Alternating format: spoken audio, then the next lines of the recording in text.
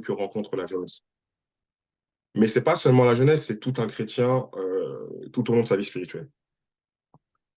Alors, je vais vous donner le sommaire. Ça, on va commencer par une introduction, c'est-à-dire définir qu'est-ce que la prière tout court, parce que chacun a sa propre définition de la prière. En deux, on verra l'importance d'avoir un moment de prière chaque jour. En trois, on verra les types de prière. En quatre, on verra les temps, et pas le temps, les temps de prière. En cinq, on verra les clés de la prière. Et en six, bien sûr, ce qu'il faut retenir. Alors, commençons. Quand on parle de prière, qu'est-ce qu'il est important de comprendre? La prière, en fin de compte, c'est quoi?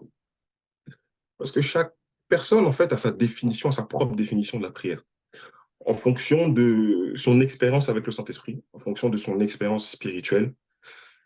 Quand bien même que Internet et les sites peuvent donner une propre définition de la prière, au vu de l'exercice spirituel et au vu de la relation d'intimité que tu as avec le Seigneur, en fin de compte, chacun a sa propre définition de la prière. Moi, j'ai choisi de prendre une définition, deux définitions que j'ai regardées sur Internet en documentant et qui m'ont plu. Et j'ai une troisième définition qui est ma définition personnelle de qu'est-ce que la prière. Avant de rentrer dans le thème, il y a des mots-clés qui est la prière, bien sûr. Donc, qu'est-ce que la prière? Alors, première définition, on dit que la prière, c'est un acte codifié ou non, collectif ou individuel, par lequel on s'adresse à Dieu ou à une divinité ou à un être désigné comme médiateur de Dieu. On va expliquer ça. On dit que la prière est un acte codifié. Alors moi, je suis un peu comme mon homologue de mon Jules, c'est que j'aime bien poser des questions. Alors pour vous, lorsqu'on parle d'acte codifié quand on parle de la prière, et je pense que dans l'Église céleste, on est en plein dedans, à quoi ça vous fait penser le mot acte codifié? Est-ce qu'il y a des codes de la prière dans notre Église? C'est une question, hein. Donc vous pouvez répondre. Est-ce que selon vous, il y a des codes de la prière? Je ne sais pas si vous m'entendez, je pense que vous m'entendez. Si, on t'entend très bien. Et je pense que au fur et à... Ah, je vois oui. Oui, ma soeur Samantha. Oui, oui. Et je pense qu'ici, on est en famille. Donc moi, quand j'ai l'opportunité de donner un enseignement, j'ai toujours l'habitude de dire, en fin de compte, il n'y a pas de mauvaise réponse. Mhm. Donc n'ayons pas honte des réponses qu'on peut donner. Alors, la sœur Samantha, elle a dit oui. Est-ce que tu peux me dire pour toi quel est le code de la prière en tant que chrétien céleste? J'ai en tête, c'est notre manière de commencer la prière, c'est-à-dire le Très Jéhovah bien. Jésus-Christ de Saint-Michel. Mhm. OK. C'est tout? Ça, je pense que tout le monde tout le monde y a pensé. Oui, c'est vrai. C'est un, c'est un code. Pour être plus exact, c'est une clé. C'est une clé que Dieu a donnée. Et pourquoi Jéhovah? Pourquoi Jésus-Christ? Pourquoi Saint-Michel? Je ne sais pas si vous vous êtes déjà posé la question pour les plus curieux. Pourquoi Jéhovah Jésus-Christ, Saint-Michel? Et j'ai déjà entendu, pourquoi pas Jéhovah Jésus-Christ, Saint-Esprit? On m'a déjà posé cette question, mais pourquoi pas Jéhovah Jésus-Christ, Saint-Esprit? Alors, premier acte codifié, c'est le Jéhovah Jésus-Christ Saint-Michel qui a été donné uniquement à l'Église céleste. Alors, c'est simple, il n'y a pas de mystère. Jéhovah qui représente Dieu le Père, Dieu le Créateur, Dieu qui a subsisté avant toute chose. Jésus-Christ qui représente Dieu le Fils, et non pas seulement le Fils, Dieu le Fils, c'est-à-dire Dieu sous sa forme d'amour, Dieu sous sa forme révélée, Dieu sous sa forme de mariage avec ces créatures qui sommes nous les hommes, et Dieu le médiateur. Et Saint-Michel, pourquoi Saint-Michel? Et je pense que le livre de Daniel nous l'explique implicitement, mais ceux qui vont chercher avec curiosité comprennent en fait pourquoi Saint-Michel. Lorsque, je suis obligé d'introduire de cette manière-là, lorsque l'ange Gabriel vint donner des messages sur la venue du Christ, il dit, j'ai mis du temps avant de répondre car je combattais. Et il n'y a qu'un seul ange qui a pu me suivre, et c'est Michael. Alors pourquoi Saint-Michel? Parce que tout simplement, l'ange Michael est l'ange qui a été envoyé pour protéger l'Église. On dit qu'il est le chef de l'Église, moi j'aime bien dire que c'est Christ le chef de l'Église. Michael est l'ange qui a été envoyé pour protéger l'Église. Et là, quand on parle d'actes codifiés, je pense que très peu de gens l'ont dit, mais je le dis maintenant parce que ça me vient en tête et on en reparlera.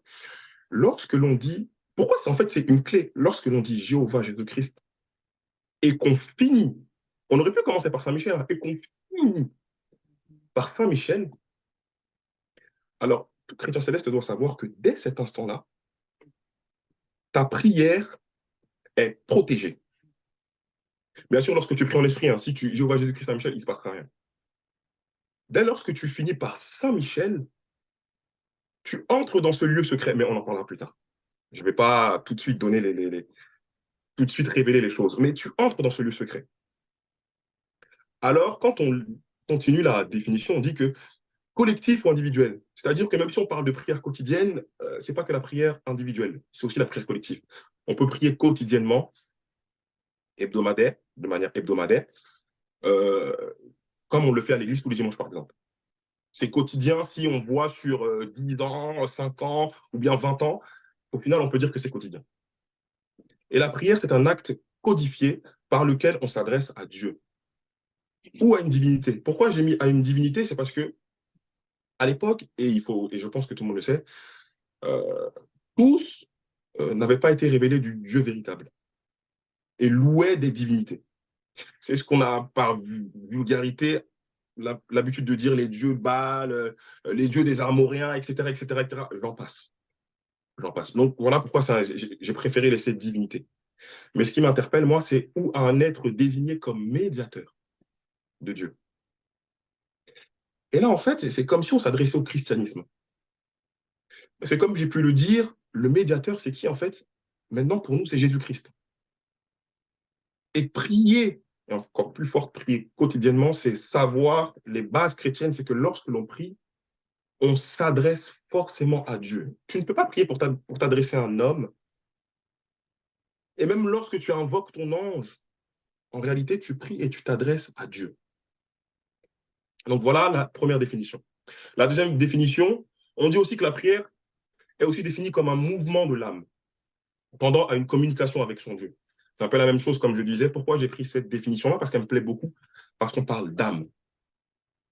Et on le verra après, c'est savoir que lorsque l'on prie, il y a une dimension spirituelle, et pas que charnelle, pas que physique. Il ne s'agit pas seulement de se mettre à genoux, mais en réalité, la prière permet une communication entre le monde charnel, entre le monde physique et le monde spirituel.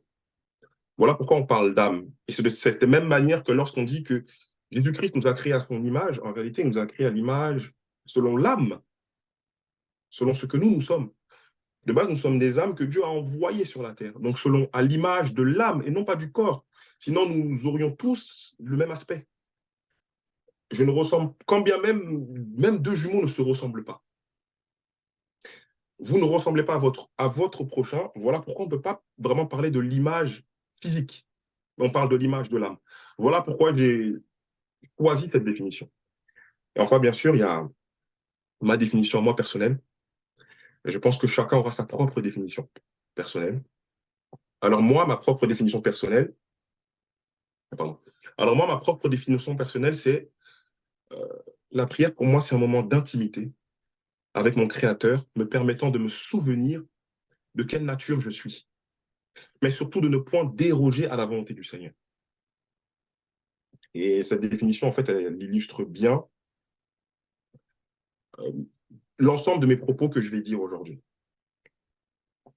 Alors, dans ma deuxième introduction, et j'ai choisi de le mettre dans l'introduction, pas dans autre chose, Parce que pour être honnête, je pense que si ça n'a pas fait, ça a déjà fait l'objet d'une exhortation et d'un temps d'échange qui est que la prière est aussi une arme spirituelle. J'aurais pu en faire une partie, je vais la laisser dans mon introduction. La prière est une arme spirituelle. Pourquoi? Et qu'est-ce qu'une arme, en fait? Sans rentrer dans le spirituel, tout court, pour qu'on puisse après rentrer dans le spirituel. Une arme, c'est quelque chose qui va vous permettre de vous défendre, mais aussi d'attaquer. Elle revêt d'un double aspect. Et même le bouclier, lorsque l'on n'a pas d'épée, peut te servir à te protéger, mais aussi à attaquer. Donc, une arme spirituelle, la prière, rentre dans le cadre des armes spirituelles. Mais de manière générale, en plus d'être une arme spirituelle, la prière est un exercice. Et pas seulement une arme spirituelle. La prière est un exercice. Et je préfère utiliser exercice et non don spirituel. Et je m'explique pourquoi. La prière fait partie des choses que Dieu donne à tout chrétien.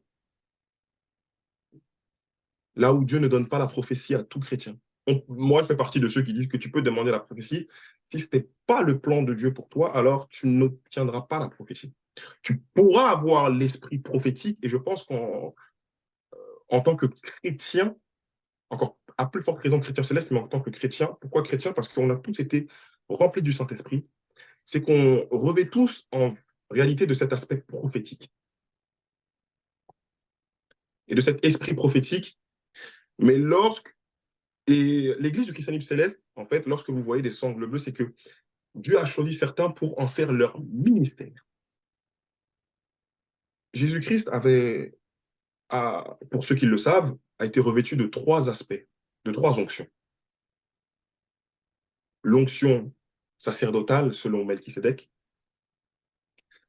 l'onction de royauté, car on dit qu'il est le fils de David, et l'onction de prophète. Pourtant, il y a très peu de textes bibliques, pour ne pas dire aucun, je ne me mouille pas, mais je pense même aucun, où l'on dit que Jésus-Christ prophétisait.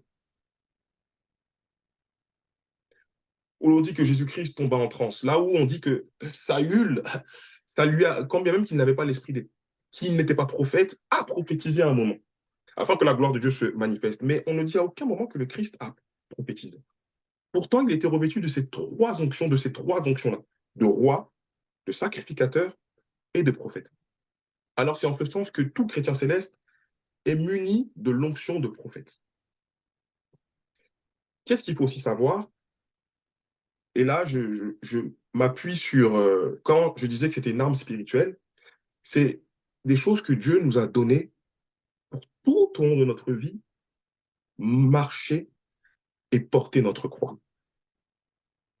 Alors, je ne développe pas plus parce que ça va faire l'objet une grande partie de ma première partie. Qu'est-ce que l'on peut dire? C'est que lorsqu'on parle aussi de prière, et là pour entrer dans le thème de prière quotidienne, il y a un mot qui est très important, c'est quotidien.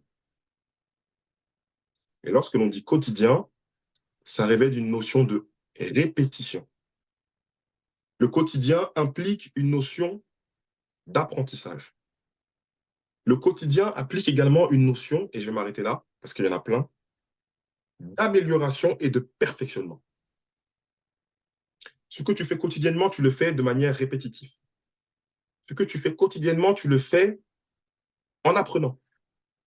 Ce que tu fais quotidiennement, tu le fais logiquement en t'améliorant et en te perfectionnant.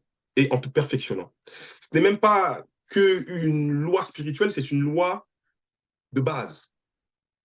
Elle est un peu semblable à la loi universelle du travail. Dans le monde spirituel comme dans le monde physique, si tu travailles, alors tu obtiendras des résultats. Des résultats pour le bien et des résultats pour le mal. C'est pareil pour la notion de quotidien. Et là, je vais rentrer dans ma première partie, qui est l'importance d'avoir un moment de prière chaque jour ou de manière quotidienne. Mais moi, j'ai préféré dire chaque jour. Alors, et là, je vais vous poser une question. Et vous allez comprendre pourquoi je vais vous amener dessus. Euh, en toute honnêteté, qui prie tous les jours? De manière honnête. Je sais que vous êtes là. Et je sais que certains parmi nous prient tous les jours. Donc, qui prie tous les jours? Faut répondre. Moi, je pars du principe que si personne ne répond, c'est que personne ne prie tous les jours. Et j'ai Personnellement, d'ailleurs pas encore moi, regardé qui était sur le.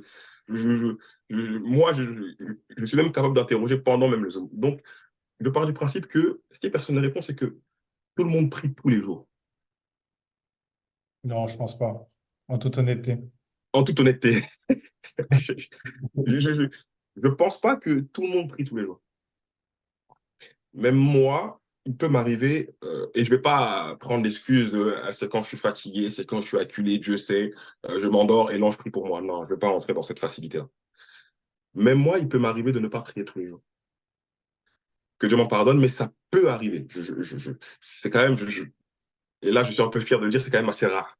Mais il est possible que je ne prie pas tous les jours. Alors, j'ai constaté quand je parlais avec des frères en Christ à moi, ou avec des frères d'autres communautés chrétiennes et autres communautés, c'est-à-dire musulmans, juifs, bien souvent, et ça arrive lorsque on est dans cette étape d'apprentissage spirituel, ça veut dire de commencement, ou intermédiaire. Parce que lorsque tu es touché par le Saint-Esprit, il y a ce feu qui vient en toi. Et tout va se dupliquer. Tu vas prier tous les jours. Tu vas respecter les lois de Dieu tous les jours. Tu vas marcher, tu vas manger la Bible. Et il va y avoir cette forte évolution. Et Paul l'explique très bien à Timothée lorsqu'il dit « Donne-toi à fond dans ce que tu fais afin que tes progrès soient évidents de tous ». Dans le livre de 1 Timothée. Et lorsque l'on est touché par le Seigneur, véritablement, c'est ce qui se passe au début. Il y a ce feu qui vient en nous, il y a ce zèle, voilà, comme on dit, ce zèle qui vient en nous, et qui fait que tout ce que l'on fait, on le fait avec cœur et on le fait même souvent. Et puis on rentre dans cette phase de là où le feu passe. Là où, spirituellement, c'est curieux, mais on est plus assis spirituellement. Mais ça implique aussi d'autres choses. La lassitude, la méconnaissance dans la profondeur de qui est véritablement Dieu. Et il y a beaucoup de gens, soit qui sont dans cette phase-là intermédiaire, ce que j'appelle, ou soit des gens qui sont chrétiens, mais qui n'ont pas encore été touchés par le Saint-Esprit. C'est ces deux phases-là. Entre le feu, c'est tu es chrétien, mais tu n'as pas été touché par le Saint-Esprit. Il y a le feu où tu fais beaucoup de choses. Et il y a cette phase intermédiaire où tu es un peu plus posé. Et il y a les tentations maintenant qui vont venir à toi. Et lorsque nous sommes dans ces deux phases-là, et la dernière phase, c'est la phase je ne vais pas dire l'accomplissement spirituel, mais de la maturité spirituelle. Et là, Jésus le montre très bien parce qu'on voit que continuellement Jésus-Christ priait. Bon, on va aussi y venir, pardon. Mais lorsqu'on est dans cette phase-là, et en discutant avec beaucoup de gens autour de moi, j'ai intitulé cette première partie les circonstances. Je me suis rendu compte que beaucoup de gens ne priaient pas tout le temps à cause en réalité de la vie qu'ils menaient. Et c'est une dualité qui est aussi, je ne vais pas dire provoquée par Dieu, mais qui est logique spirituellement. Dans le monde spirituel, il n'y a pas de gris. Et c'est bizarre parce qu'il n'y a pas aussi de tout blanc, tout noir. Il y a une certaine dimension, une certaine complexité que l'homme, dans toute sa grandeur, ne pourrait pas comprendre. Ou sinon, si les hommes qui ont vu véritablement toute la complexité spirituelle, ils ont été enlevés, tel qu'Enoch, par exemple. Mais nous, à notre échelle, ce que les gens ont tendance à faire, c'est se dire que, en fonction de la vie que je mène, je ne suis pas digne de prier. En fonction de la vie que je mène, bien souvent, on se dit, ah là, ce que je fais là, comment pourrais-je mettre le Seigneur dedans? Lorsqu'on a été touché par le Saint-Esprit, mais que l'on retombe dans le péché, clairement, on peut dire ça comme ça, comment est-ce que je pourrais mettre Dieu dedans? Nous qui sommes jeunes, on peut se dire la vérité. Lorsque on On sait qu'on ne doit plus avoir une vie de péché, c'est-à-dire une vie de fornication, une vie de mensonge, une vie de voleur. Lorsque l'on retombe, souvent, si on n'est pas fort spirituellement, on va se dire, ça, je vais enlever ça, ça, je ne vais pas mettre Dieu dedans. Et maintenant, je vais vous demander d'observer, parce que je sais que ça nous est tous arrivé au moins une fois, lorsque nous sommes touchés par le péché,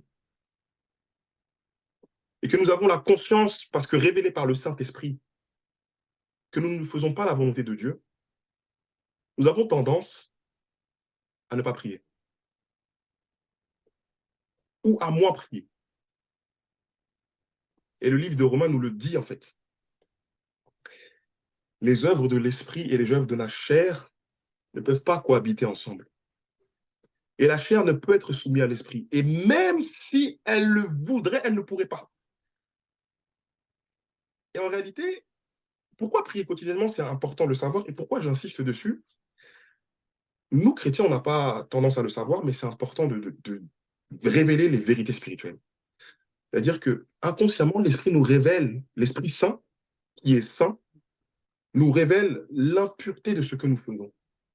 Et nous, dans notre chair, il y a un certain blocage spirituel qui, pour les plus faibles, va les empêcher de prier. Et sans même se rendre compte, va faire en sorte, et ça c'est la volonté de Satan, d'éloigner Dieu de nos affaires. D'éloigner Dieu de nos décisions. D'éloigner Dieu de ce que nous faisons. C'est simple, lorsque nous savons que nous faisons les choses comme il faut, alors il est plus facile de mettre Dieu dedans. Lorsque nous savons que nous ne faisons pas ce qu'il faut, et là je parle vraiment dans ces deux cas spirituels, la partie encore de non converti et de converti, mais là où le feu est passé, là où le zèle est passé. Nous avons tendance à éloigner Dieu de notre vie.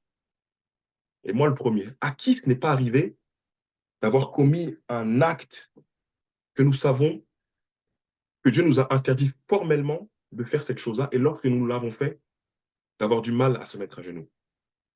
Je pense que c'est déjà arrivé à tout le monde. Alors, les circonstances, pourquoi? Parce qu'il y a aussi ces chrétiens qui vont prier que quand ça ne va pas. Il y a aussi, merci exactement, le sentiment de culpabilité. Il y a aussi ces chrétiens qui vont prier que quand ça va. Il y a aussi ces chrétiens qui vont prier partiellement. Alors, en fin de compte, les circonstances, pourquoi les circonstances? Parce que Dieu ne nous appelle pas à être des chrétiens partiels. En réalité, la fréquence à laquelle tu pries détermine la nature de la profondeur de ta relation, détermine la profondeur, pardon, de ta relation avec Dieu. La fréquence à laquelle tu pries détermine la profondeur de ta relation avec Dieu. Et là, ça ne sert à rien d'aller chercher trop loin dans le spirituel. Prenons les exemples charnels. Et oui, bien sûr, on pourra me dire que moi, j'ai des amis, c'est des meilleurs amis, je n'ai pas besoin de les appeler tout le temps. Quand ça chauffe, je les appelle, on se sait. Non, non. Le véritable ami, tu vas savoir l'appeler quand ça chauffe. Tu vas savoir l'appeler pour prendre de ses nouvelles. Tu vas savoir l'appeler pour lui annoncer des grandes choses comme des petites choses. Alors, Dieu, c'est pareil, hein, en réalité. Parce que la relation que nous avons entre Dieu et nous, maintenant, n'est plus une relation de maître et d'esclave, c'est une relation d'époux. Et d'époux, avant d'être l'époux de quelqu'un veut dire que nous sommes en connexion, que nous sommes liés. Mais au-delà de la simple amitié, c'est que nous partageons notre vie. Voilà, un époux, tu choisis de partager ta vie, dans les bonnes choses comme dans les mauvaises choses. Et ce sont les serments qu'on dit lorsque nous sommes dans la mairie. C'est pareil avec le Christ. Et je n'ai pas envie de poser la question parce que je sais que personne ne va répondre. Je sais qu'ici, il y a beaucoup de gens qui prient que quand ça ne va pas. Je sais que beaucoup d'entre nous, il y a des gens qui se souviennent de Dieu quand ça va. Et quand ça ne va pas, ils se disent « Ah, je vais régler par moi-même ». Alors, l'importance d'avoir un moment de prière chaque jour avec Dieu, c'est de remettre toutes ces situations entre les mains de Dieu. Qu'elles soient bonnes ou mauvaises. Et là, je vais prendre l'exemple de Jacob et de David, parce que ce sont des exemples qui me viennent en tête. Lorsque Jacob a combattu contre l'ange, contre cet être, avant même, qu'est-ce qu'il faisait? Pendant sa marche, Jacob, dans son esprit, communiquait avec Dieu. Jacob, dans ce qu'on appelle cette nuit de l'esprit que Jésus-Christ a vécu d'ailleurs aussi dans le jardin de Gethsémane, Jacob, dans cette nuit de l'esprit, qu'est-ce qu'il faisait? En réalité, on dit que Jacob combattait contre l'ange. Et moi, j'ai l'habitude de dire que quand on lit les Écritures, il faut les discerner. Le combat dont on parle là, c'est pas un combat où il se battait à main nue. La parole doit être lue de manière spirituelle. Jacob combattait en réalité dans ce qu'on appelle la prière, premièrement, et se combattait en esprit, c'est-à-dire que il ne combattait pas forcément contre Satan. De la même manière que Jésus-Christ, lorsqu'il était dans le jardin de Gethsémane, ce n'était pas forcément contre Satan qu'il combattait. Mais il combattait pour que l'accomplissement de sa volonté s'accomplisse. Alors, et là, on rentre dans les enjeux spirituels. Quels sont les enjeux spirituels pour quoi nous devons prier chaque jour? Premièrement, dès l'instant où l'Éternel, et c'est quelque chose qu'il faut savoir, et le livre de Jacques le dit, alors je n'ai pas le verset explicite, mais le livre de Jacques dit, vous croyez en un seul Dieu, vous faites bien parce que les démons le croient et ils tremblent. Les démons aussi croient en ce Dieu-là et ils tremblent. On va prendre aussi l'exemple de la femme qui était remplie d'un esprit de Python. En réalité, l'esprit de Python, qu'est-ce qu'il nous révèle? Il nous révèle que Satan a cette connaissance de qui est le Christ. Il nous révèle que Satan a cette connaissance de pourquoi le Christ a été envoyé sur terre. Mais Satan utilise cette vérité-là pour accomplir, lui, sa propre vérité, et d'emmener le plus d'hommes possible en enfer. Et là, quels sont les enjeux spirituels? Premièrement, le fait de prier quotidiennement, ça va nous permettre de rester sur cette voie que Dieu nous a donnée. Alors, il y a beaucoup de gens qui vont me dire, oui, c'est vrai qu'il faut prier, mais Dieu est esprit, Dieu connaît toutes choses. Oui, mais la prière, en réalité, n'est pas seulement un moment où on va dire à Dieu ce qu'il y a dans notre cœur. La prière est un moment d'échange. Ça va surtout être aussi un moment où l'Éternel va nous révéler certaines choses. J'ai l'habitude de dire que dans toutes circonstances spirituelles, la prière est le premier acte que tout chrétien doit poser. Exemple, lorsque vous dormez la nuit et que vous êtes attaqué, quand l'esprit vous réveille soudainement, ça peut être avant que le malin accomplisse réellement sa tâche, mais ça peut être aussi après, lorsque le malin vous a vraiment attaqué, que vous êtes réveillé. Qu'est-ce que l'esprit vous met dans votre cœur? Est-ce que l'esprit vous met dans votre cœur de lire un passage de la Bible? Non, quand vous regardez bien, non, c'est pas ce qu'il vous dit. Est-ce que l'esprit vous met dans votre cœur de prophétiser? Non. Est-ce que l'esprit vous met même dans votre cœur de chanter des louanges? Même pas. La première chose que Dieu va vous demander de faire, c'est de vous mettre à genoux et de prier. Lorsque vous rencontrez des combats spirituels, la première chose que tout chrétien doit poser d'abord, c'est la prière. Et pourquoi la prière? Parce que c'est l'arme que tout chrétien dispose. Aujourd'hui, si moi je comptais, et ça je vais y venir aussi, si moi je comptais sur le fait qu'un prophète vienne me parler pour me dire comment marcher, attendons. Attendons. Et les enjeux spirituels, c'est d'avoir une certaine autonomie spirituelle. La prière apporte une autonomie spirituelle en réalité. C'est-à-dire que celui qui ne prie pas beaucoup ne s'attend pas à recevoir de lui-même les instructions de Dieu pour sa propre vie. Je répète, que celui qui ne prie pas beaucoup ou qui ne prie pas régulièrement, qui n'entretient pas sa relation avec le Christ, ne s'attend pas à recevoir directement les instructions de Dieu pour lui-même. En ce sens, il est ignorant. En ce sens, un chrétien, et là, moi, je mets une importance à ce qu'on est en train de faire. Je dis chrétien céleste, mais je dis chrétien. Parce que Dieu fera son travail un jour où même des non-convertis viendront voir ce Zoom-là, pour la gloire du Seigneur. Donc, je préfère dire un chrétien. Un chrétien qui ne prie pas beaucoup, Dieu, dans sa miséricorde, lui parlera. Et quoique, pas à la même fréquence que quelqu'un qui prie beaucoup, qui entretient sa relation avec son Dieu. Et je pense que, et là, personne ne va me contredire, quand on aime vraiment notre relation et quand on aime vraiment son Dieu, et ce n'est pas de l'orgueil, c'est la manifestation de l'amour qu'on a pour Dieu, on veut que Dieu nous parle, nous. On veut sentir que nous avons une relation avec Dieu. Au-delà de la prophétie qui n'est qu'une manifestation visuelle, que les hommes peuvent voir de l'action de Dieu à travers la révélation de sa parole de vérité.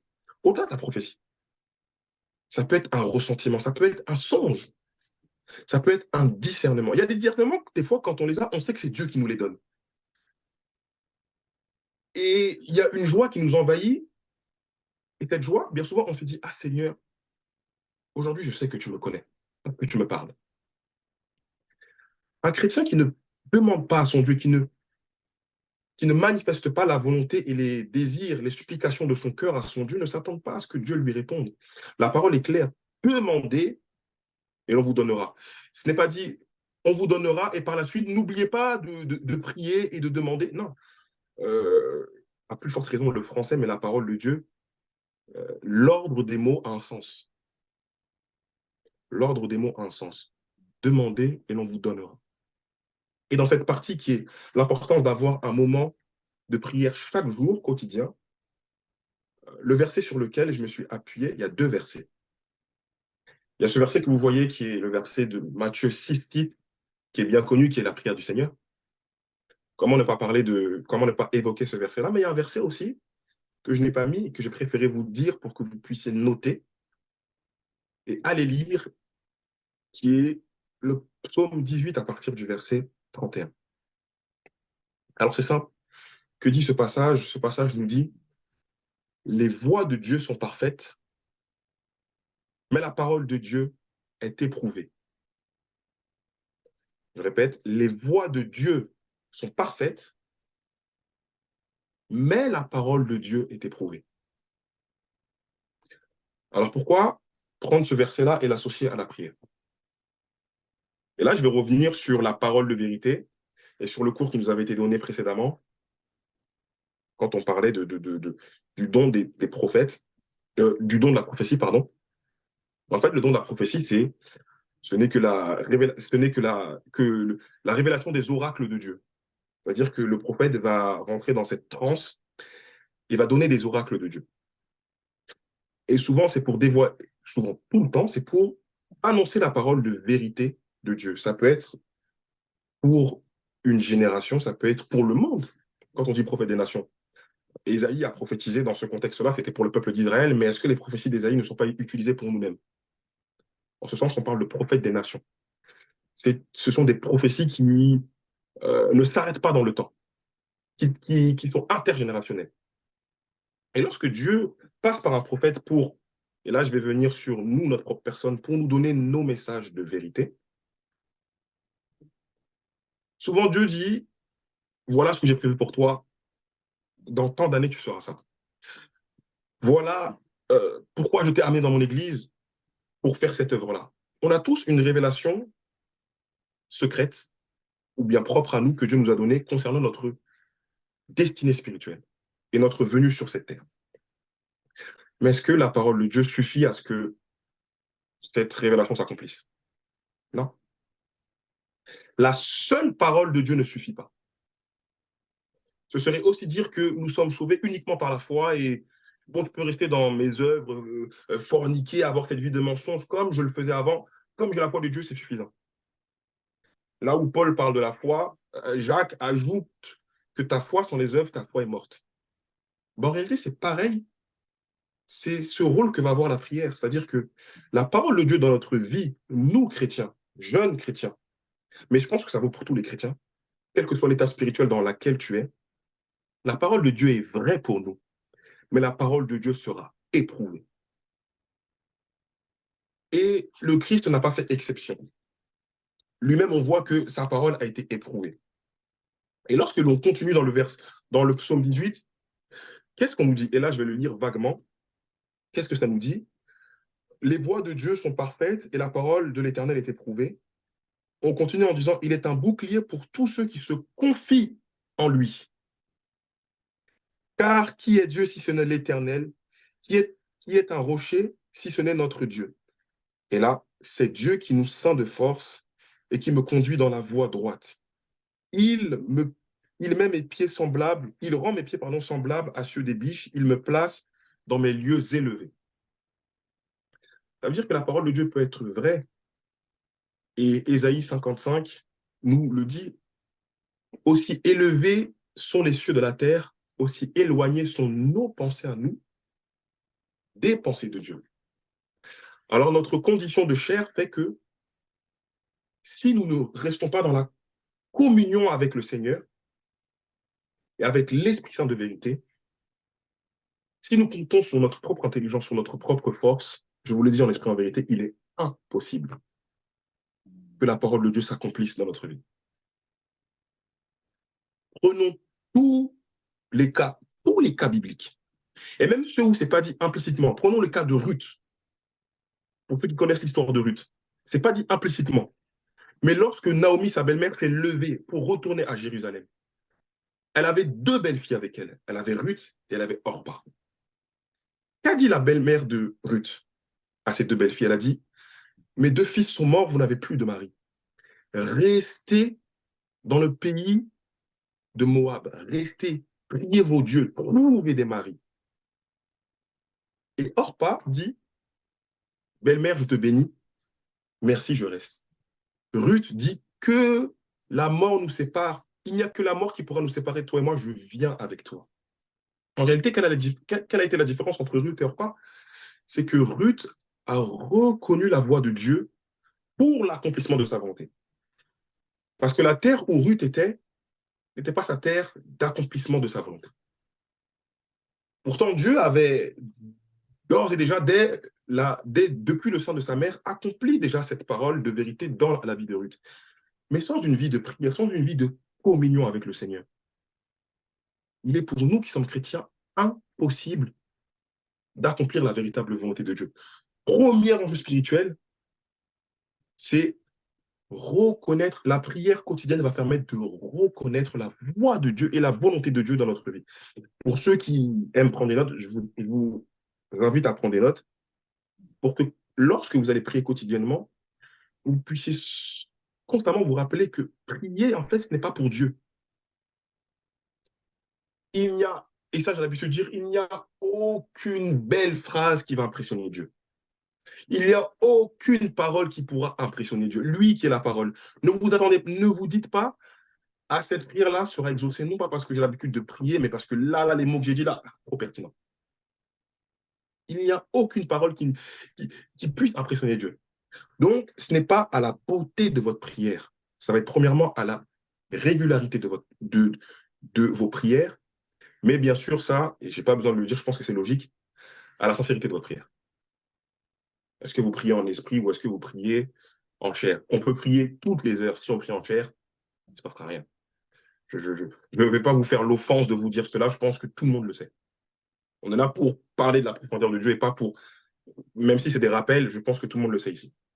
Donc, premier enjeu spirituel, ça va être reconnaître la voix de Dieu dans notre vie pour l'accomplissement de la volonté. Et là, je vais vous poser une question, et c'est très simple. Est-ce que vous avez un exemple de personne dans la Bible qui a eu comme premier ministère la prière? Mais je veux vraiment que vous me répondiez parce que je vais voir quelle réponse vous allez me donner. Est-ce que vous connaissez quelqu'un dans l'Écriture sainte qui a eu comme premier ministère la prière? Là où Ésaïe, c'est la prophétie. Là où Joseph, on pourrait dire que son don de prééminence qui a été mis en avant, c'est le songe. Là, on peut dire que Daniel, son premier don de prééminence qui a été mis en avant, à mon sens, ça va être le discernement. Est-ce que vous avez un personnage dans l'Écriture sainte où son premier don, le don de prédilection qui a été mis le plus en avance, c'est la prière? Là, j'aimerais vraiment que ceux qui sont connectés sur Zoom puissent me répondre. Et s'il n'y a pas de réponse, bien sûr, je compte sur le devancier Jules pour... Il y a Elia, oui, oui, il y a Elia qui nous dit Moïse. J'ai entendu Abraham, oui. Alors Moïse, c'est encore plus... c'est encore plus profond que la simple prière. Moïse, c'est encore plus profond que la Samuel, oui. Mais pour répondre, Moïse, c'est encore plus profond que la simple prière, et on va y venir après, parce qu'il y a cet aspect de Moïse était maîtrisé à la perfection ce que je vais appeler les pans de prière, qui englobent pas seulement la prière, qui englobe aussi la méditation, qui englobe l'instruction du Saint-Esprit avant la prière, mais on va en parler après. Moïse, c'est lui, merci pour cet exemple-là, parce que lui, il allait au-delà de la simple prière. Lui, à l'époque, Dieu lui faisait la grâce, il n'y avait que lui qui pouvait monter à la montagne. Donc lui, ça va au-delà de la simple prière. On m'a dit Abraham. Alors, je suis curieux qu'on m'ait... Et bizarrement, cette réponse, on ne la donne jamais. Mais c'est fou. Pour moi, celui qui illustre le mieux le ministère de la prière pendant qu'il était sur terre, pour moi, c'est Jésus. Bien sûr, il y a Abraham, mais pour moi, c'est Jésus. Je pense qu'on ne prête pas attention le nombre de fois que la parole dit Jésus se retira pour aller prier. Je pense qu'on ne prête même pas attention le nombre de fois que c'est écrit. Déjà, c'est simple, à chaque fois que Jésus opérait un miracle, en amont et et après, en aval, il priait.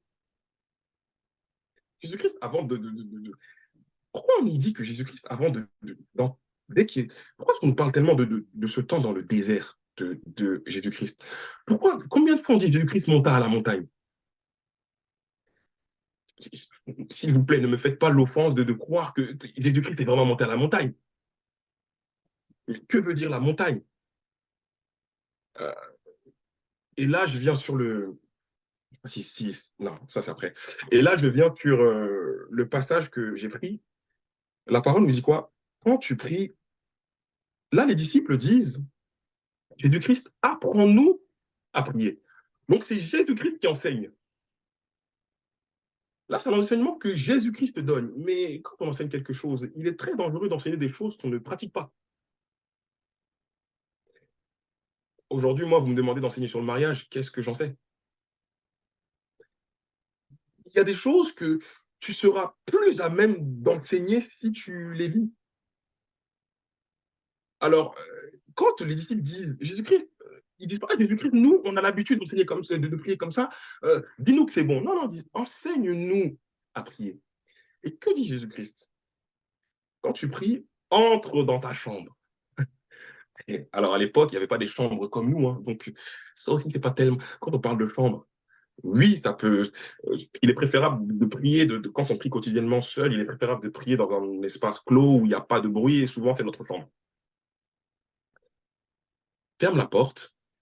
C'est aussi logique de fermer la porte. Là, je vais rester purement à première vue. On lit seulement. Et prie ton Père qui est là dans le lieu secret. À partir du moment où on dit lieu secret, je ne peux plus me dire ah, la chambre, c'est seulement ma chambre. Ah, la porte, il faut que je ferme la porte à clé. Prie dans ton lieu. Dès qu'on dit prie dans ton lieu secret, ça revêt d'un aspect spirituel. Et on ne prête pas attention, mais dans l'Église céleste, on le dit beaucoup à travers les cantiques.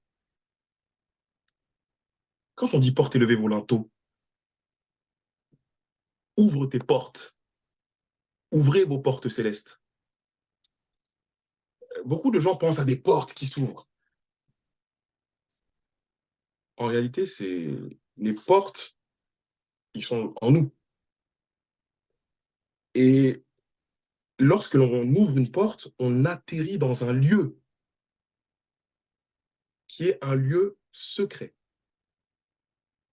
Lorsqu'on ouvre une porte, on atterrit dans un lieu. Et en fonction de la dimension spirituelle que tu as, dans ce lieu-là, Dieu te donne des clés. Dieu te donne des dons. Dieu te donne toutes sortes de choses qui vont te permettre à une onction nouvelle, de manière générale. Et une onction est aussi accompagnée de dons, de clés, tu vois mieux et tu connais mieux ton Dieu. Mais ça va avec ton étape spirituelle dans laquelle tu es. Certaines personnes n'ont même pas encore ouvert la première porte. Voilà, quand on parle de porte, quand on dit ouvrez vos portes, tu n'es pas encore entré dans la deuxième porte, dans la troisième porte. C'est en fait à peu près la même chose. Et quand on dit entrer dans votre lieu secret, merci. La porte est un lieu spirituel. Et quand tu pries quotidiennement, en fonction de l'étape dans laquelle tu es, tu entres dans ce lieu spirituel. Et dans ce lieu spirituel, croyez-moi, à part toi et ton Dieu, et ça rejoint ce que je disais au début quand je disais que dès que tu pries en esprit et que tu finis par Saint-Michel, ta prière est protégée. C'est dans ce même enseignement-là. À part toi et ton Dieu, rien. Tu reçois tes instructions. Et c'est en ce sens que même si la parole de Dieu est éprouvée, alors Dieu te donnera les instructions, mais pas seulement les instructions, Moi, j'aime tellement appuyer sur la parole que je reviens sur l'épisode du jardin de Gethsemane, et le livre de Luc l'explique très bien. Lorsque Jésus-Christ pria et se mit à genoux, un ange descendit et le fortifia. Là où c'est pas dit dans le livre de Matthieu, par exemple. Un ange descendu des cieux et fortifia Jésus. Mais parce que Jésus-Christ est rentré dans ce lieu secret. Et il nous dit, veillez et priez parce que la chair, l'esprit est bien disposé, mais la chair est faible. C'est-à-dire que en ce moment-là, Jésus-Christ était rentré dans ce lieu spirituel qui allait lui permettre d'aller à la croix. De la même manière que Jacob est en réalité entré dans ce lieu spirituel, et dans ce lieu spirituel aussi, dans, cette, dans, cette, dans ce temps spirituel-là, il peut y avoir des combats spirituels. Là où Jacob, on dit que Jacob a combattu avec l'ange, où Jésus-Christ a dit, Seigneur, éloigne cette coupe, non pas que ce soit de ma volonté, mais de ta volonté. C'est-à-dire que quand on entre dans ce lieu secret, en réalité, c'est là que Dieu va nous donner les véritables instructions. Donc, prier quotidiennement va favoriser à ce que nous puissions avoir des échanges privilégiés avec notre Dieu dans ce lieu secret. Et quand on lit le verset, ça finit par « Et ton Père qui voit dans le secret te le rendra ». En fait, Jésus-Christ nous dit déjà « Ton Père voit toutes choses ». Mais nous ne voyons pas toutes choses. Donc, avoir un temps de Dieu permet de faire en sorte que nous puissions voir les choses spirituelles, que nous ne verrons pas, aussi grands soyons-nous, sans ce temps de prière. Alors, les autres formes d'enjeux spirituels, le manque de prière peut tout simplement nous faire oublier la nature que nous avons en nous. Le manque de prière, je répète, peut nous faire oublier la nature, la véritable nature qui est en nous. Parce que lorsque nous sommes remplis du Saint-Esprit, nous laissons le vieil homme pour nous revêtir du vieil homme. Mais comme tout vêtement, un vêtement se salit. Comme tout vêtement, un vêtement peut se salir. La parole n'a jamais dit, une fois que je vous revêtirai de ce vêtement, ne vous inquiétez pas, votre vêtement restera toujours propre, quoi qu'il vous arrive. Non. Cette nouvelle nature peut être pervertie de nouveau. Et lorsque Dieu nous élève spirituellement, les tentations qui sont devant de nous sont aussi plus grandes. La prière, et c'est en ce sens que la parole nous le dit très bien, c'est l'Esprit Saint qui nous guidera sur comment prier. Et cette prière nous permettra de nous souvenir quelle nature nous avons. Je pense que, pour contextualiser toujours, en tant que jeune et en tant qu'enfant devant Dieu, il est toujours important de se souvenir de qui nous sommes. Et pourquoi je dis qui nous sommes, et quand on prête attention, pourquoi Dieu nous donne un nom spirituel le jour de notre sortie d'enfant? Et pourquoi, à la sortie d'enfant, c'est pas seulement on présente l'enfant devant Dieu, on prie, on chante, Alléluia, Jésus est roi, venez, remercions, et puis rentrez chez nous. En réalité, lors de la sortie d'enfant, Dieu révèle la prophétie qui va décrire notre vie, révèle la raison pour laquelle Dieu nous a fait la grâce de nous donner l'enfant, par exemple, révèle quelle est la véritable nature de l'enfant. Et cette révélation a pour symbole le nom spirituel que Dieu nous donne. C'est-à-dire, en fonction du nom spirituel que Dieu nous donne, et ça c'est fort, nous avons une mission particulière sur la terre. Et c'est là que je veux vous emmener. C'est-à-dire, lorsque vous priez, en réalité, Dieu ne vous voit pas comme le simple devancier Jean-Yves Meffré, Pierre Dupont. Dieu voit la véritable nature qui est en nous.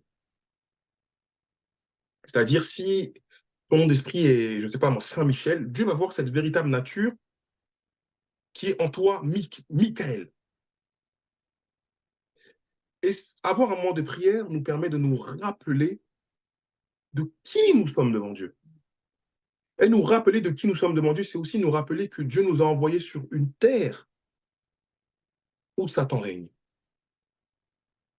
Dieu nous a envoyés sur une... La parole dit, Satan descendit sur la terre comme un éclair. Et Dieu nous a envoyés sur la terre pour accomplir son plan divin. Mais l'accomplissement de son plan divin passe par la connaissance de Dieu et la connaissance de qui nous sommes. Celui qui ne sait pas qui il est dans la perdition. Ça, c'est un autre enjeu spirituel. Alors, il y a aussi d'autres enjeux spirituels, mais on ne pourra pas rentrer dans tout pour pas que je sois trop long. Donc, il faut retenir que les enjeux spirituels, c'est de reconnaître la voix de Dieu afin que l'accomplissement de la volonté de Dieu s'accomplisse. Alors, maintenant, on peut dire qu'il y a, pour passer, il y a plusieurs types de prières. Alors ici, je sais que d'autres personnes ont d'autres types de prières. Voilà, moi, les prières que j'ai choisi de prendre. Et quand je dis type de prière, je ne parle pas de la prière de combat, la prière de force du Saint-Esprit, la prière... Non. Non.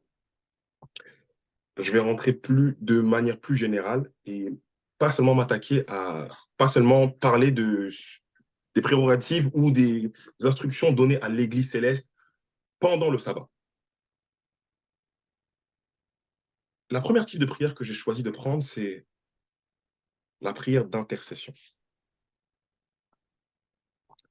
Avec vos mots, qui peut me dire ce qu'est l'intercession? Et n'hésitez pas à allumer vos micros et pas seulement parler sur le chat. Pour vous, qu'est-ce que veut dire les prières d'intercession? Intercéder, qu'est-ce que ça veut dire pour vous? Donc là, je fais appel à vous pour ne pas que je sois dans un moment de solitude. Est-ce que quelqu'un peut se lancer? Encore une fois, il n'y a pas de mauvaise réponse. Pour me dire ce que veut dire la prière d'intercession.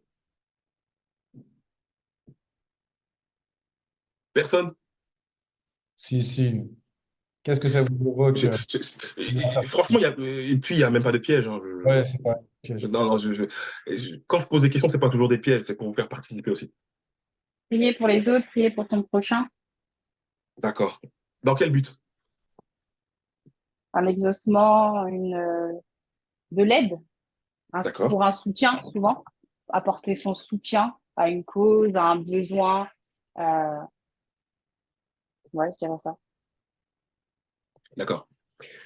Et bon, je vais vous donner un peu la réponse. Est-ce que vous avez des passages bibliques, ou même des propres expériences à vous, c'est aussi bien, où des gens ont intercédé en faveur d'autres personnes pour que Dieu agisse dans leur vie? Alors moi, je vais vous en donner un. Bon, cette fois-ci, je vais vous faire cette grâce, c'est moi qui vais vous le donner. Le livre de Actes 12, et je vous invite à aller lire, nous parle d'une intercession. Nous parle là où les membres de l'Église ont intercédé pour l'apôtre Pierre, qui était persécuté et qui avait été jeté en prison.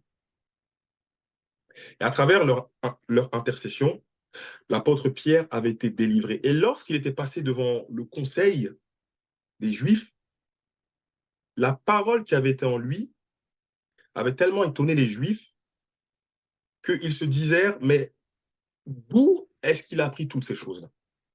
Mais on voit qu'il y a d'abord eu cette prière d'intercession afin que l'Éternel agisse. Alors des fois, pourquoi l'Éternel nous demande d'intercéder?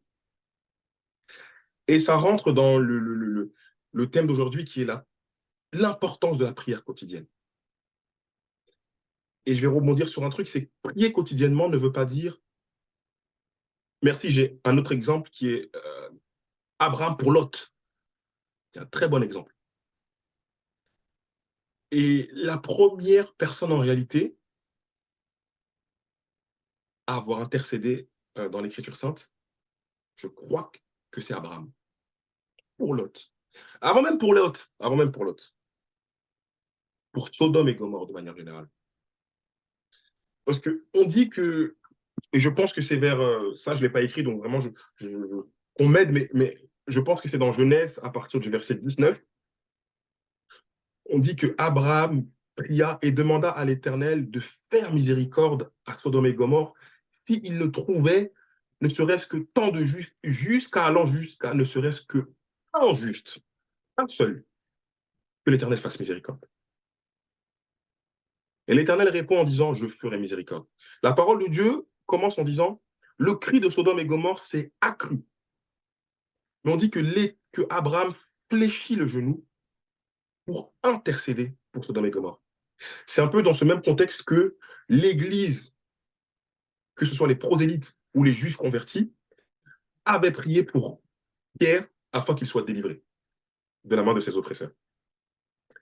Alors, la prière d'intercession, qu'est-ce qu'elle nous révèle? En réalité, elle nous révèle que Dieu ne nous demande pas de prier quotidiennement pour nous. L'accomplissement de notre volonté n'est pas un accomplissement individuel. Prier ne veut pas dire prier pour ses propres besoins. Prier quotidiennement et être ancré dans notre relation avec Christ ne veut pas dire prier pour nos propres intérêts. Des fois, Dieu peut te demander d'intercéder pour tes ennemis. Des fois, Dieu pourra nous demander d'intercéder pour nos collègues. Des fois, Dieu pourra nous demander d'intercéder pour notre pasteur, pour notre révérend, pour notre chargé. Et lorsque nous sommes dans une prière d'intercession, nous sommes dans une prière qui révèle le cœur de Dieu. Alors, pour que cette prière d'intercession puisse réellement revêtir de sa véritable nature, une prière d'intercession est une prière tout simplement désintéressée de manière générale. C'est une prière qui n'est pas centrée sur nous, une prière qui n'est pas centrée sur notre désir. Et là, les personnes qui l'ont déjà vécu vous diront, Dieu ne vous demande pas forcément de prier pour les autres lorsque ça va bien pour vous. Et c'est particulier. On aura tendance à se dire que si j'arrive à ce niveau d'intercession pour les autres, c'est que je suis arrivé à un certain niveau spirituel où pour moi, les choses sont en ordre. Les choses sont tout va dans le bon sens. Mais en réalité, ce n'est pas du tout ça. C'est pas du tout ça. Et je vais reprendre l'exemple de Jacob. Quand Jacob priait et intercédait pour sa propre famille, pour ses enfants, pour ses brebis, pour ses biens, lui-même, dans son cœur, pour sa propre vie, il était inquiet. Jésus-Christ, lorsqu'il a été dans le jardin de Gethsemane, à un certain moment, on dit qu'il était rempli de sanglots. Lui-même, dans son aspect homme de chair, a été envahi par cette crainte, par cette peur. Mais il a quand même, là où Jacob a lui réussi à obtenir la victoire pour sa famille en intercédant pour sa famille, Jésus-Christ a obtenu la victoire pour le monde en intercédant premièrement pour le monde, mais en étant monté sur la croix à travers son sacrifice. Et c'est pareil pour la prière d'intercession. Il faut bien comprendre que Dieu ne vous demandera pas toujours d'intercéder quand ça ira pour vous. Et ça, c'est le mystère de Dieu. Bien souvent, il nous demande d'intercéder pour les autres quand c'est faux pour nous. Moi, pour ma propre expérience personnelle, ça allait tellement mal dans ma vie que d'avant de me coucher, je me disais, ah Seigneur, fais toutes ces choses, fais toutes ces choses, fais toutes ces choses, fais toutes ces choses. Mais quand je dors, Dieu me montre en songe la vie de mes prochains. et me met à cœur de prier pour eux. Et c'est toujours dans ces moments-là que je me dis, mais Seigneur, mais moi je prie pour moi, mais toi tu me montres la vie de celui qui est à côté de moi. Et souvent, l'Éternel me révèle que intercède. Et c'est là qu'on se rend compte que la clé de notre délivrance passe par la prière pour les autres. Ceux qui sont destinés à être des leaders, ceux qui sont destinés à être des chargés, ceux qui sont destinés à être des pasteurs, qui sont destinés à être influenceurs, pas dans le sens, comme c'est dit maintenant, mais d'avoir une certaine influence spirituelle pour la gloire de Dieu dans ce monde, alors devront beaucoup prier pour les autres. Et Dieu revêtra en eux ce don de prier, mais pour les autres, avant même pour eux. Ensuite, il y a la prière de confession qui est bien connue de tous. C'est lorsque l'on confesse ce que l'on fait. Lorsque l'on confesse l'état de notre vie, et c'est ce que dit le cantique, prends-moi Seigneur dans mon état. C'est lorsque l'on confesse ce qu'on fait. Et il y a cette troisième prière qui est la prière d'action de grâce. Et là qui est bien connue, et je prends pour exemple l'exemple du roi David, qui avait l'habitude de prier pour rendre gloire à Dieu. Et je reviens, je fais une petite aparté sur ce que je mettais au début, les circonstances. Ce qui veut dire que il n'y a aucune occasion qui ne soit pas bonne et justifiée pour ne pas élever la voix au-devant de Dieu. Je répète, il n'y a aucune occasion qui ne soit pas justifiée pour ne pas élever la voix au-devant de Dieu. Qu'il s'agisse lorsque Dieu te montre quelque chose pour ton prochain, tu devras prier.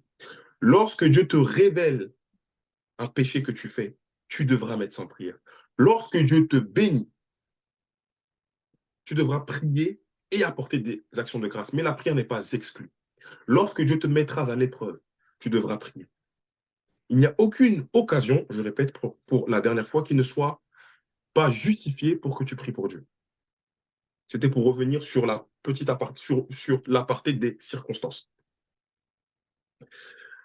Alors, je passe ce point-là parce que le temps me manque malheureusement. On pourrait passer des heures et des heures pour parler de la parole et des mystères de Dieu, mais nous sommes quand même dans un certain cadre. Donc, je passe. Là, c'est pour moi une notion qui est très importante. Et on va rentrer dans la profondeur. La profondeur de notre intimité. Et ce sont des clés que tout chrétien doit connaître lorsqu'il est dans le temps de prière. Et là, j'insiste bien sur le temps de prière, qui va constituer plusieurs étapes. Et je remercie la sœur Elia qui a parlé de Moïse. J'aurais pu aussi citer Abraham, Moïse, et l'autre exemple qui me vient en tête, c'est encore une fois Jésus. Alors, qu'est-ce que le temps de prière? J'ai failli intituler ce moment « La prière, mais pas que ». Mais finalement, je me suis arrêté à le temps de prière. Et là, on rentre dans cette situation où il y a prier quotidiennement, ça veut dire, et je fais une petite aparté parce que je ne l'ai pas mis dans mon plan, est-ce que dans l'Église céleste, il y a des heures pour prier? Quand on parle de quotidien, est-ce que dans l'Église céleste, il y a des heures pour prier? Alors oui, on sait que dans l'Église céleste, il y a des heures pour prier. Ça peut être des heures, ça peut être minuit, ça peut être 6 heures, ça peut être 9 heures, ça peut être midi, ça peut être 15 heures, ça peut être 18 heures, 21 heures, minuit, et ainsi de suite. Ou ce qui fait cette prière quotidienne que tout chrétien céleste devrait faire. Mais on sait qu'on est en France et c'est parfois compliqué. C'est pour ça que durant ces temps de prière-là, ces heures de prière plutôt, pardon, même si nous sommes au travail, il est important d'avoir une pensée pour Dieu. Il est important de remettre sa vie entre les mains de Dieu. Parce que j'ai l'habitude de dire que même nos études sont entre les mains de Dieu. Même notre travail est entre les mains de Dieu. Ce n'est pas seulement notre œuvre spirituelle et purement prier, la soutane, aller à l'église et tout ce qui concerne l'œuvre. Non. La prière, c'est aussi une adoration. C'est-à-dire que la prière, c'est pas seulement « Ah, je vais prier parce que je me rappelle que je dois prier ». La prière, c'est un mode de vie. C'est une adoration de vie. Prier quotidiennement, c'est savoir que constamment, le Seigneur est avec nous. Alors, pour venir, c'était une petite aparté. Pour revenir sur cet aspect-là, là, on va rentrer dans le cas où, et je prie Dieu parce qu'il est très important que dans un certain temps spirituel, dans une certaine étape de votre vie spirituelle, il est primordial pour tout chrétien, pas seulement d'avoir un temps de prière, mais d'avoir un temps consacré uniquement à son Dieu. Je m'explique. Le temps de prière va constituer plusieurs étapes. La première étape que j'ai appelée le temps de l'instruction. La deuxième étape que j'ai appelée la conversation. Et la troisième étape que j'ai appelée la méditation. Alors, cet ordre n'est pas véritable, c'est-à-dire que la méditation peut être mise avant la conversation, mais le temps de l'instruction, pour moi, est toujours en premier. Alors, qu'appelle-t-on le temps de l'instruction? Et je pense que certains ici l'ont déjà vécu. Lorsque nous sommes dans une situation où nous sommes dans ce lieu secret, où nous rentrons dans notre chambre, ça peut être notre vraie chambre, mais ça peut être ce lieu où, chez nous, ce lieu qui est destiné à la prière. Donc là, quand je dis chambre, c'est pas seulement notre chambre, mais c'est ce lieu, ce temps d'accalmie où il n'y a pas de bruit autour de nous et nous venons à la rencontre du Seigneur. Lorsque nous rentrons dans notre chambre, avant d'entamer la prière, il est important d'avoir un petit temps. En réalité, c'est un temps de méditation, mais c'est un temps de concentration. Et durant ce temps de concentration qui est appelé le temps de l'instruction, l'Esprit m'a donné une clé, c'est que bien souvent, je me mets à genoux ou je m'assois, mais je ferme les yeux. Et durant ce temps, je demande à l'Éternel, c'est vrai, tu m'as donné ce thème-là de prière, mais quelles sont les choses clés que je vais devoir dire dans la prière? Et le Saint-Esprit, et la parole nous le dit très bien, c'est le Saint-Esprit qui priera pour nous. Alors, durant ce temps de l'instruction, l'Esprit nous instruira. Et je sais que c'est un exercice qui n'est pas forcément simple, je le reconnais, mais l'Esprit Saint nous instruira sur les points clés qu'il faudra dire durant notre prière. Je déconseille de directement prier dans une prière, directement rentrer dans la prière pure et dure, lorsque l'on a ce temps avec le Seigneur. Par exemple, d'entrer dans notre chambre ou dans ce lieu où nous prions et de directement se mettre à genoux, Jéhovah, Jésus-Christ, Saint-Michel. Ou de directement commencer par un cantique, ô éternel de... Non. Ce temps-là peut prendre entre 5 et parfois même 30 ou 40 minutes, voire plus. Mais durant ce temps de l'instruction, l'Esprit Saint va nous guider. Et c'est quoi le temps de l'instruction? Ça veut dire qu'on va faire une introspection sur notre état spirituel, sur ce qui nous entoure, sur ce que Dieu nous demande et sur ce que nous devons faire. Et lorsque l'Esprit Saint va nous instruire, en réalité, il va nous instruire sur quoi dire. Ça, c'est la première étape qui est le temps de l'instruction. Une fois que l'instruction a été donnée, la deuxième étape, c'est la conversation. Là, on va rentrer dans l'exercice ou dans la prière en elle-même. C'est-à-dire que on va chanter le cantique, mais on va aussi prier. Et en fonction de ce que l'Esprit Saint aura mis dans notre cœur, on va prier. Je pense qu'en toute honnêteté, il est facile de savoir lorsque l'on prie en esprit et lorsque l'on prie en chair. Lorsque l'on prie en chair, et j'aimerais que tout le monde, personne ne... J'aimerais quiconque, je mets à défi quiconque de me contredire. Lorsque l'on prie en prière, en réalité, en chair, pardon, en réalité, on le sait. En réalité, on le sait lorsque l'on prie en chair. On est tous munis, et c'est là que je disais qu'on est tous munis de cet esprit prophétique. Lorsque l'on prie en esprit, de différentes manières, on ressent des sensations. Et c'est quelque chose que je n'ai pas dit, mais L'enjeu spirituel, c'est que l'exercice de la prière va faire naître en nous des dons spirituels supplémentaires. Et va faire naître en nous et va réveiller en nous des capacités, comme la capacité de concentration, le don de discernement des esprits. Comment prier? Oui. Comment prier en esprit? Pardon, la sœur Candide, parce que je n'ai pas vraiment compris ce que tu voulais me dire quand tu as posé la question. Je ne sais pas si c'est une question ou si c'est une affirmation. Mais en tout cas, lorsque l'on prie en esprit, en réalité, on sait que ce n'est pas nous qui prions. Oui. Est-ce que tu peux garder cette question justement pour après, pour que je puisse répondre? Lorsque l'on prie en esprit, en réalité, avant même d'avoir fini la prière, dès qu'on a fini la prière, on reçoit cette paix dans le cœur. En tout cas, pour ma part, vous, je ne sais pas pour vous, mais je pense que c'est aussi le cas pour vous. Quelles que soient les tribulations que vous traversez, lorsque vous priez en esprit, au-delà de la manifestation de la transe, parce que tout le monde n'est pas prophète, donc tout le monde ne sera pas en transe, lorsque vous priez en esprit et que l'Esprit Saint vous a instruit sur quoi dire, alors vous avez déjà cette paix en prière. Et la troisième étape, c'est la méditation. Et là, on rentre pleinement dans ce que faisait Moïse. Oui. Et là, on rentre pleinement dans ce que faisait Moïse. Et je remercie la sœur Elia d'avoir évoqué ce petit point-là. Moïse ne faisait pas que prier. Moïse respectait ces trois choses. Il y avait le temps. On dit que Moïse passait des jours à la montagne. Au-delà de la prière, et ce qui va faire la différence, et lorsque l'on entre dans un certain niveau spirituel, seulement prier ne suffit pas. Et je pense que certains ici le savent. S'arrêter uniquement à la prière ne suffit pas. La prière englobe implicitement plusieurs autres exercices, qui est la méditation.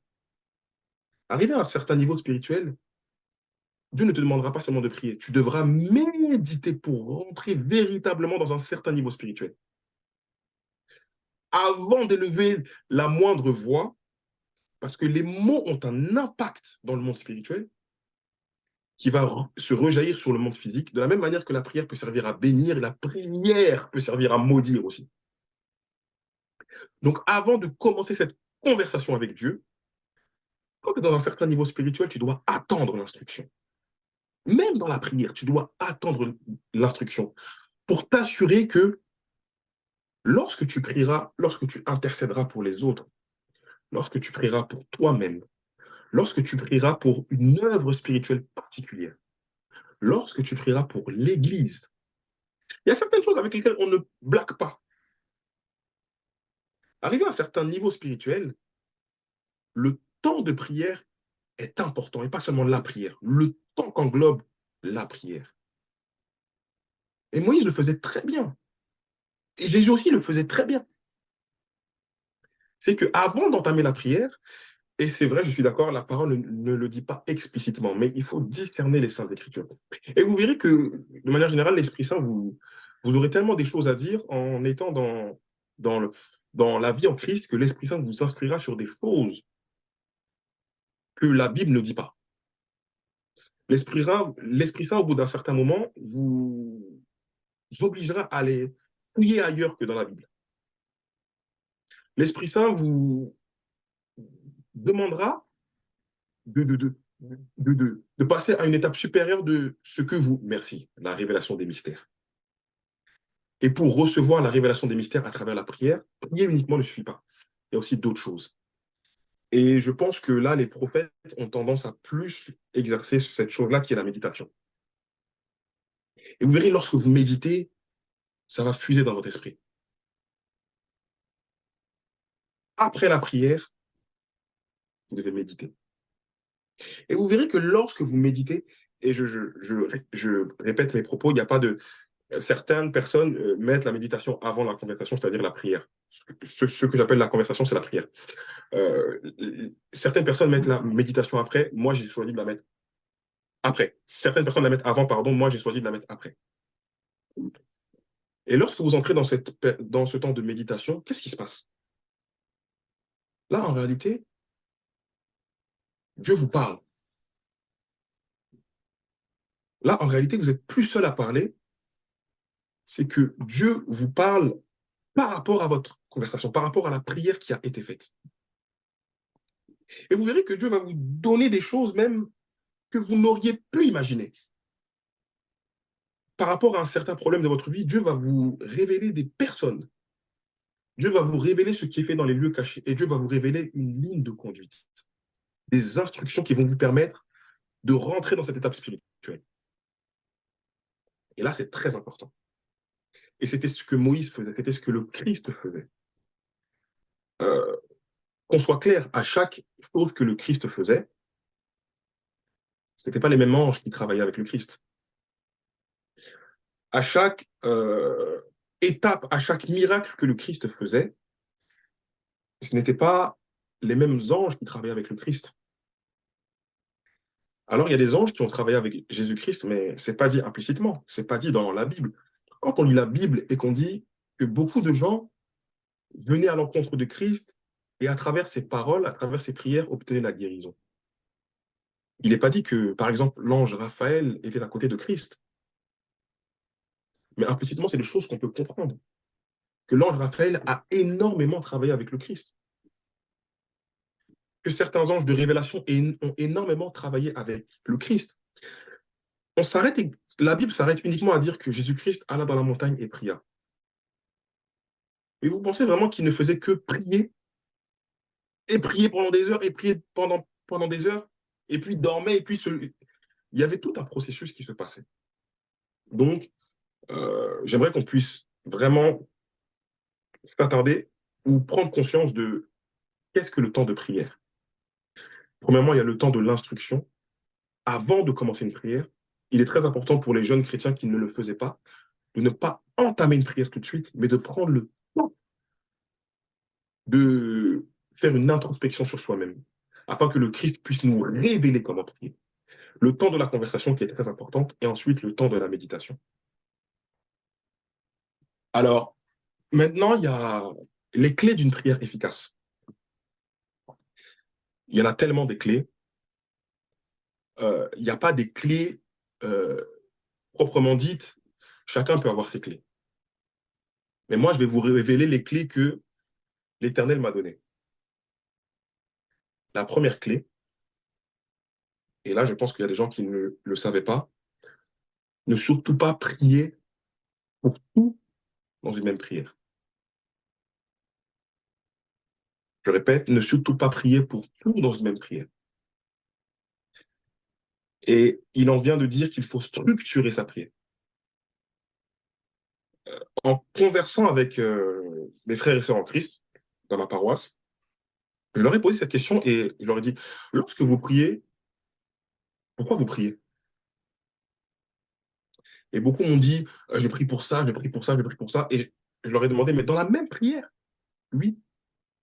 Non, c'est pas bon. À chaque prière que vous allez faire, un ange particulier va venir recueillir vos prières. À chaque temps de votre vie, un ange va être envoyé pour une situation particulière de votre vie. Dans une même prière, vous ne pouvez pas prier pour votre santé, pour le mariage, pour que l'Éternel me donne la force, pour que l'Éternel me guérisse, pour que l'Éternel n'oublie pas mon Père. Non, non. Première clé, ça va être structurer vos prières. Et c'est simple, n'hésitez pas à avoir, avant de commencer une prière, à avoir un petit stylo, un petit calepin. Et d'étaler vos prières, par exemple, pour ceux qui sont les plus vaillants, de faire ce qu'on appelle une veillée de prière. C'est-à-dire que pendant un long temps, ça peut être une nuit souvent, de prier pour différentes choses. Mais ne pas tout mettre dans une prière. Première clé, ça va être structurer sa prière. Et là, j'ai fait exprès de ne pas le mettre sur le slide pour que vous puissiez prendre des notes. C'est volontaire. Ça va être structurer sa prière. La deuxième clé, qui est beaucoup négligée par